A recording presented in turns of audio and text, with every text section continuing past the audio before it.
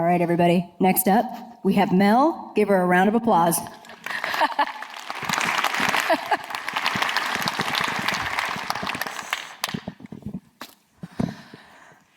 Okay, quick show of hands. How many people are not from here in the Bay Area? Wow, that's a lot. Okay, so welcome to sunny California. My journey into InfoSec, if you watched Rachel's keynote, I loved her nonlinear path into InfoSec, and mine is a little more linear, although I didn't realize what it was, or that it was. I was a systems administrator specializing in Windows operating system, and the threat response manager at the time, I had a really good working relationship with InfoSec, and he asked me to go to happy hour, and I said, sure, let's go to happy hour. And we got there, and he said, you realize this is a recruiting meeting, right? And I was like, what could a systems administrator possibly have to contribute to information security? Like, what are you talking about? I had no idea that it was absolutely the right skill set. My name is Mel Masterson. I currently work at Airbnb on the threat intelligence and response team. I was previously at Lending Club doing the same thing. Nothing I say here today about any incidents has happened at my previous or current employer. I'm also the events lead for Women in Security and Privacy, WISP. And our mission is to support and advance the careers of women in information security and data privacy. A colleague, so today's presentation is on security incident response tabletop scenarios, but I want to spend the first few minutes talking about security incident response before we dive into the tabletop exercises, and we're gonna do them together, and I want it to be interactive. It'll be fun. And a colleague once told me that when he joined incident response, he observed how it operates, and it struck him that it operates much like the human immune system, in that its responsibility isn't just to respond when there is a foreign invader, which is whether it's bacteria, viruses, or other infectious agents. It is also responsible for immunizing against future attacks, and that is, in a nutshell, what we do. When we're not responding to incidents, we are making betterments to our automation capabilities, and of course, tabletop exercises help improve our response process. So before we go over this answer, I want to give you an example of what a security incident is not. So a colleague of mine works at a tech company here in San Francisco, and it's a household name, and I can't tell you the name of this company because it's an embarrassing story. He would kill me and not be my friend anymore if I said the company name. Okay, so this company has multiple offices around the world, and in one office, it's an office where they share the building with other companies on different floors, and the physical security guard is in the parking lot, and he hears two people talking about how someone was infected with ransomware. Physical security guard goes and reports a security incident in all caps. Subject was imminent cyber attack happening now. That is not a security incident. So the definition is, a security incident is when an event or series of events has been confirmed to be of malicious or fraudulent intent and is in violation of your security policy, which is deemed unlawful, unauthorized, or unacceptable, involving a computer system, network device, or any device with an operating system. When we use the word incident, it implies harm or intent to harm. An event simply refers to an observable occurrence.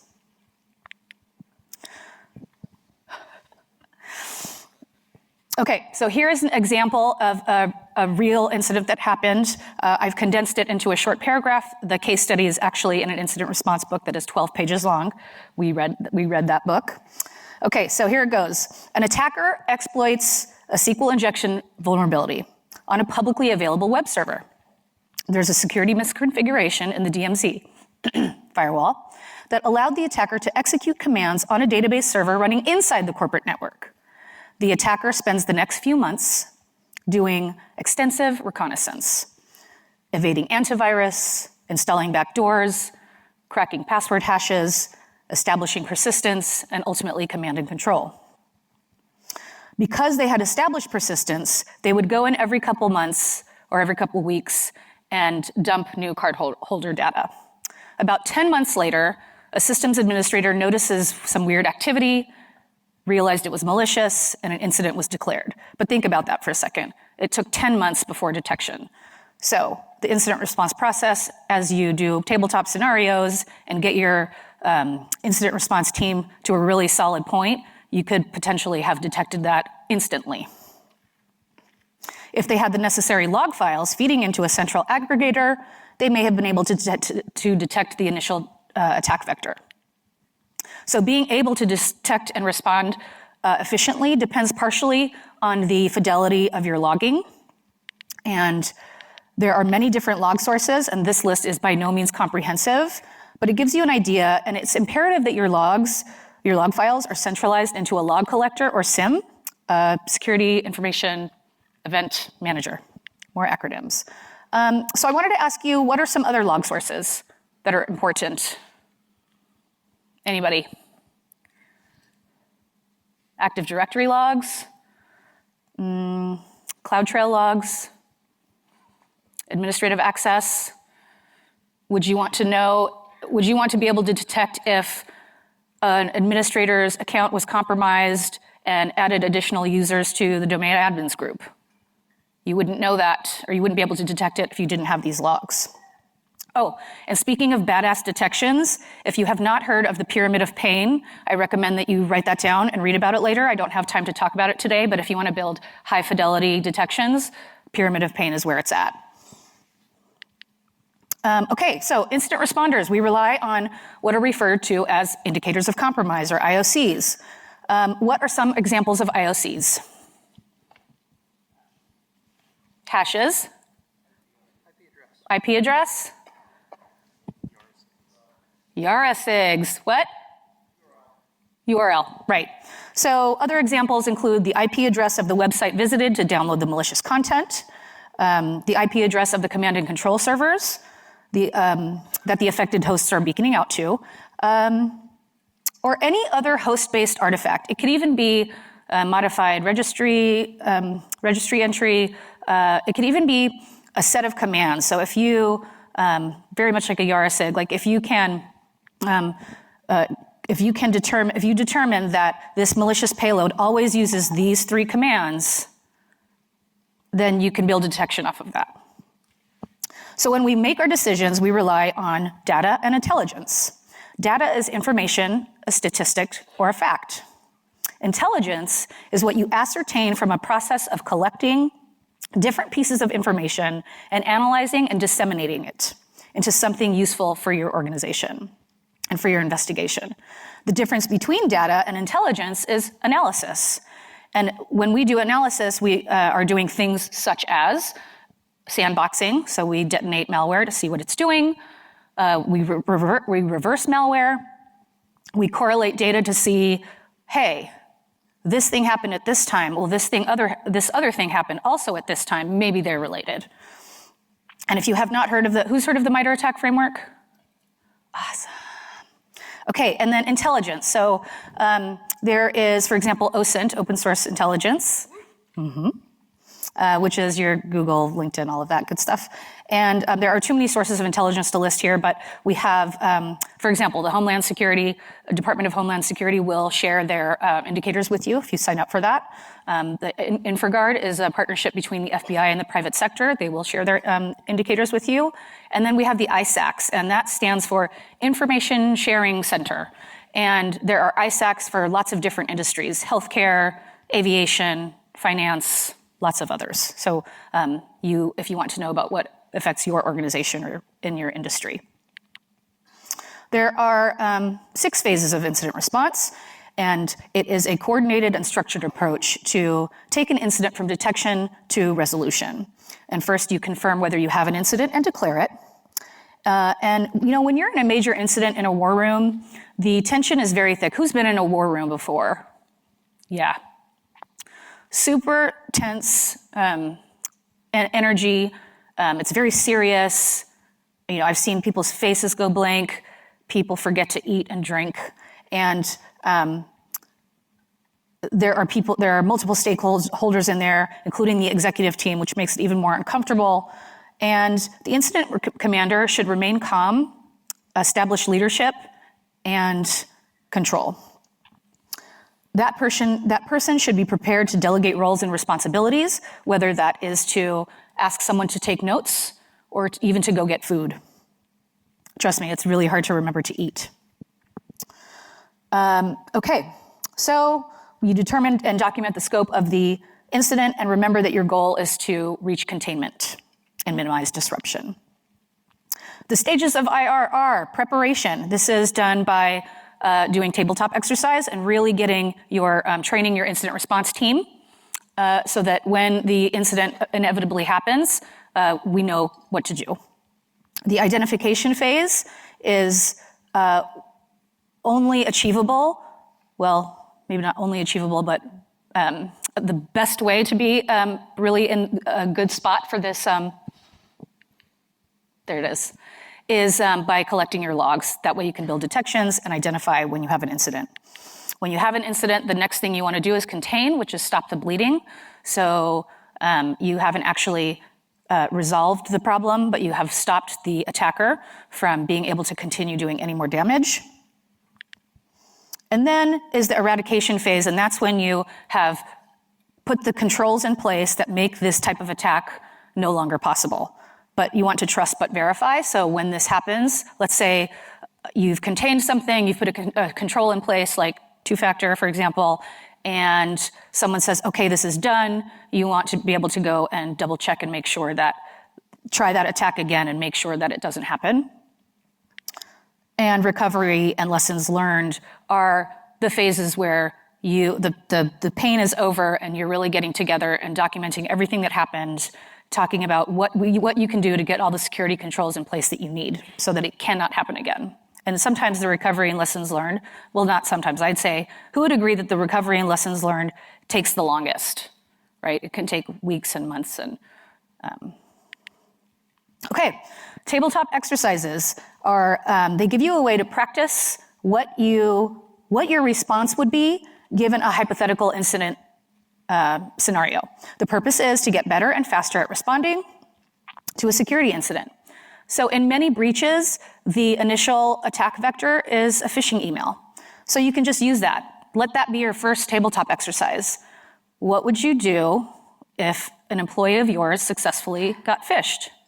What would you do if several of your employees got phished? If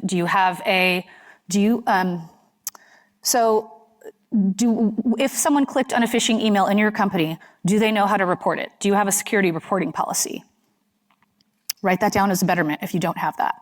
Here's another hypothetical scenario. Let's say an attacker gets a hold of a recent credential dump from one of the many recent breaches. They take those usernames and passwords and just systematically run a script and try all those combinations against your platform. Is it likely that some of those will be successful? Yeah. So automatically now you have some customer accounts that are compromised. You can use that as a tabletop exercise. What would we do? Would we be able to detect that? So how do you formally conduct a tabletop exercise? You think of a scenario that is relevant to your organization. That's the hard part. People say to me, I don't know what scenario would work for my company. And so what you do is you come up with an idea and you work with maybe someone in IT or someone in engineering and say, hey, would this scenario work on us? And if they say yes, maybe, or I don't know, then use that as a tabletop exercise. So you have your tabletop exercise scenario written out. You put it on a slide, and then you begin the tabletop exercise. You invite your IR team, information security team, and anyone that this scenario would impact. So for example, if it would impact information technology folks, invite the help desk team. And if it's something that maybe would impact your platform, invite the engineering team.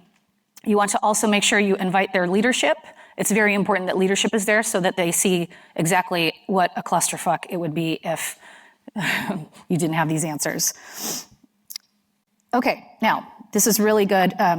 This is a really good tip here. If you're having trouble coming up with relevant scenarios, You can also, some tips are read some case studies of breaches that have happened. Like you can take the Equifax struts example if you want to. Like you could say, hey, Equifax was compromised by this struts vulnerability.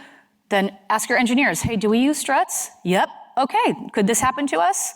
Yep. When was the last time we patched? 2 years ago? Okay, let's use that as a tabletop exercise.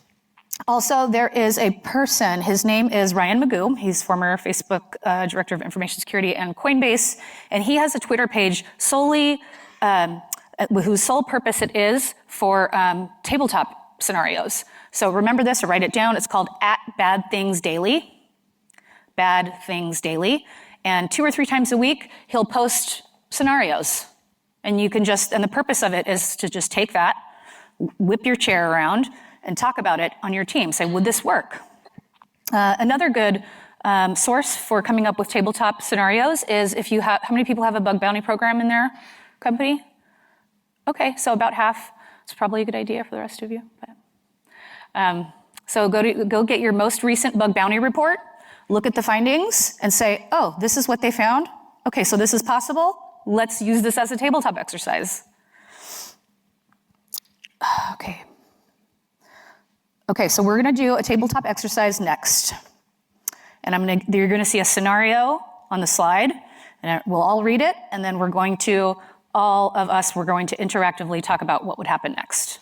And the other thing is to remember, when you're doing your tabletop exercise at your company, is encourage people, say, it's okay if you don't know the answer, that's the whole point.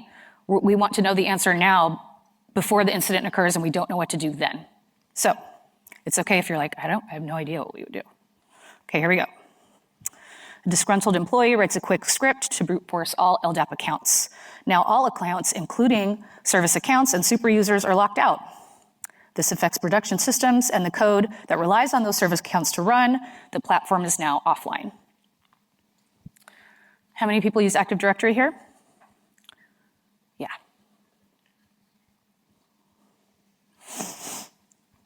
Okay, so Active Directory, people usually have a password policy and an account lockout policy. So let's say the account lockout policy was, if you type your password in wrong 5 times, lock the account. Lock the account for 30 minutes. Okay?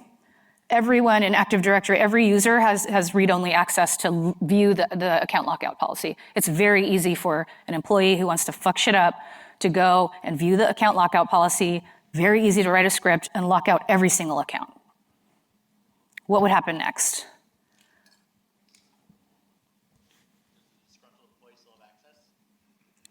Well, yeah, because this person wrote the script. What? Let's say the script omitted his account.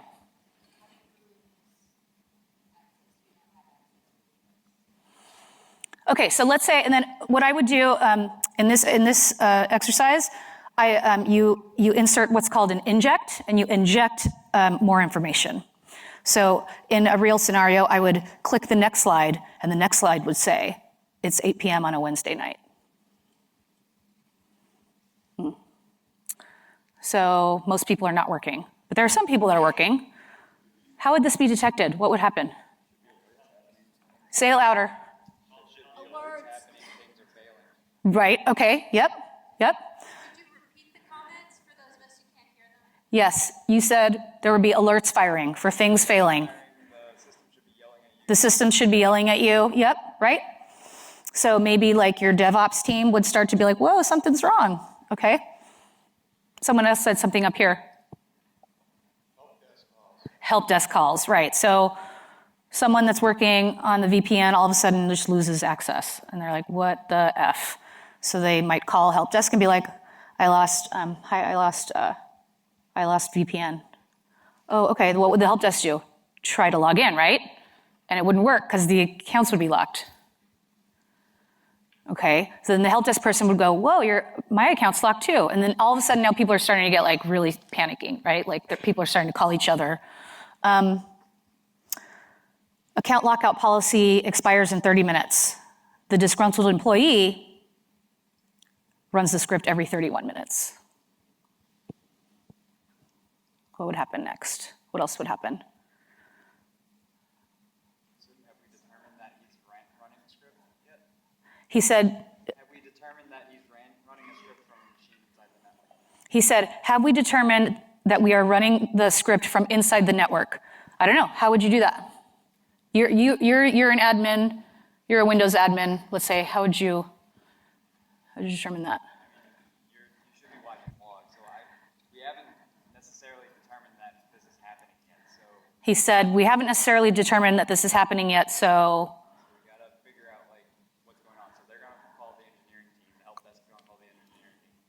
Going to start escalating. Eventually, something's going to happen, and they're going to start managing things. yeah. Should start looking So basically what he's saying is shit's hitting the fan. People are starting to, so yeah, people are now starting to know something is really wrong because multiple phone calls. This is now at a manager level, at least director level, at least. And what would you bet that someone on the executive team is also affected at this point? Probably. Now executives know that the system is down. And okay, so the betterments that I've done this exercise before. And one of the betterments that came out of this is to have your domain admins make another account in another Active Directory domain that's higher than your Active Directory domain. Have those accounts be able to log in because these domain admins cannot log in. Their accounts are all locked. You can have, let's see, you can have domain admins in another domain log into the VPN, and you can use an account lockout analyzer and see what is triggering this account lockout. Okay, time. Okay, scenario 2. All of a sudden you're phishing at companyname.com, alias goes bonkers. The pager is pinging like crazy. Hundreds of employees are forwarding the same exact email to the incident response team. IR does initial analysis and determines the email contains a malicious payload. What would you do next?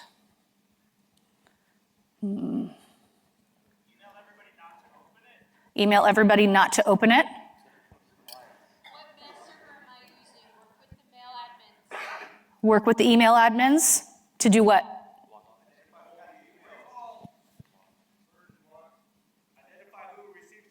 Identify who received the emails. How would you do that? Who would be doing that?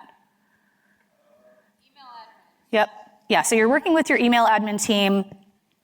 Would you also ask the email admin team to delete the emails you can ask them to purge the emails from everyone's inbox. What about the people that have already clicked on it? How do you detect that? Logs, right, logs. So if you don't have your firewall logs or whatever log it is that's capturing the event where the person clicks on this thing, if you don't have that, you would have no idea. So assuming your company, let's say, has thousands of people, 100 of them have forwarded this email to you, what about the rest that didn't forward it? So, what? You block the URL on the firewall? Yep. What about people at home on their phones? Right? You have no visibility into that. What else would happen? Let's see. Do you have someone on your team analyzing the malicious payload to see what it's trying to do? Right? Let's say it's a credential harvesting email. What would you do? Force a password reset on the people that have clicked on it that you were able to detect because of the firewall logs, right? But then there's also the chance, like we talked about, where the person is at their house on their phone or somewhere else, and you don't know if they've clicked on it. So it is probably a good idea to force a password reset against everyone's accounts. Yes? Force reset on people who read email the flag? Yeah, sure. He said, can you force a password reset on people's accounts who have read the email? If you had a way to, I'm sure it's possible, I guess, through email logs, to determine if the person opened the email or read it, then sure, that would minimize disruption, yeah. But imagine how, yep. I've probably gone to too many security conferences, but now would be the perfect time for someone to come in with all these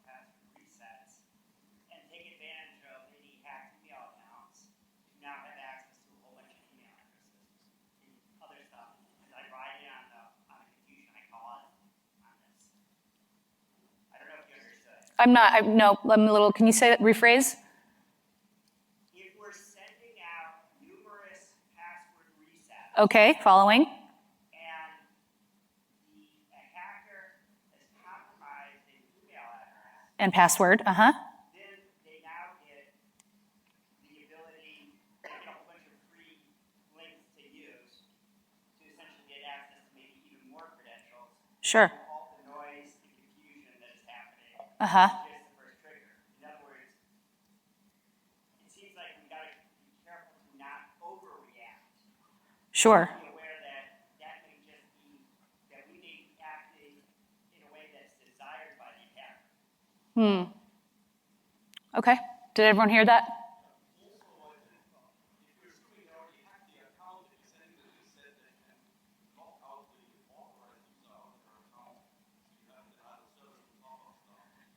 If we force everyone's password reset, we have now created a denial of service?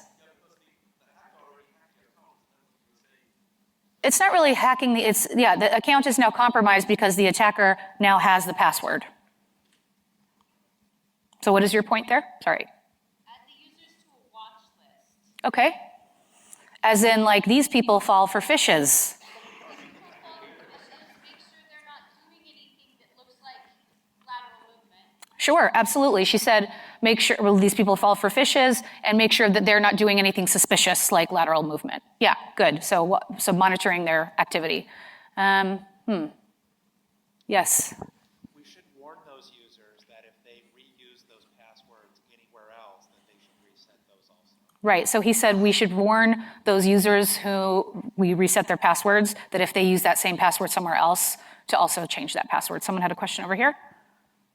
We don't know the context of this phishing.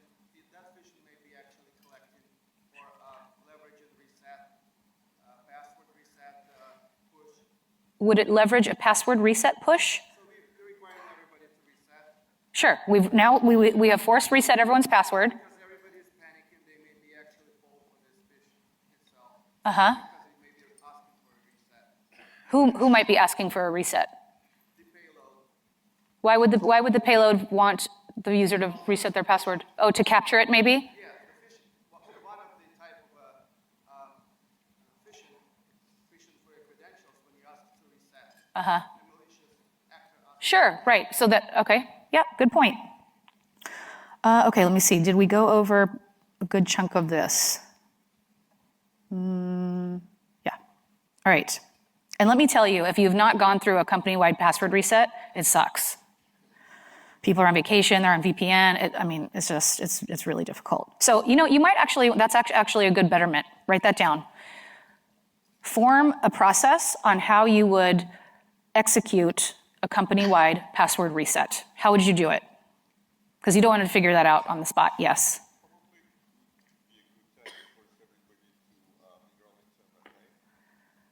Right. He said it probably would be a good idea to force everyone to enroll in MFA if they aren't already.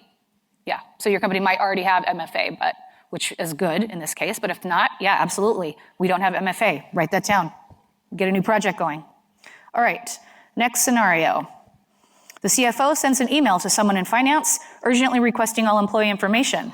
The employee sends the information, then sends a chat to the CFO to let her know that the task has been completed. Hey, Jenny, I sent you the file. She then realizes the CFO didn't actually send the email and notifies IT support. What happens next? This one sucks. Because it's like, this person sent the email. So at this point, you possibly have, so what would you do? Someone in IT would probably look in the sent items and look at the file that was sent to see if it contains PII or how bad it really is. Let's say, yep. Yeah, oh, absolutely. So assuming that this attachment contains PII, you now have a data breach due to exfiltration. So now the incident response process formally is declared, and you have to now involve legal, privacy, corporate communications, you name it. And all of these scenarios that I'm reading off have actually happened that I've read about, or like someone's company that I know that kind of secretly told me. And So these all have happened. So it is definitely possible. It's not just an idea that I came up with. Okay, so this next slide is in 3D. So if you didn't get your 3D glasses at the, no one got them? Joke. Okay, I actually don't have any more slides. That is the end of the presentation. So if you have any questions, how much more time do we have? Okay, does anyone have any questions? Yes.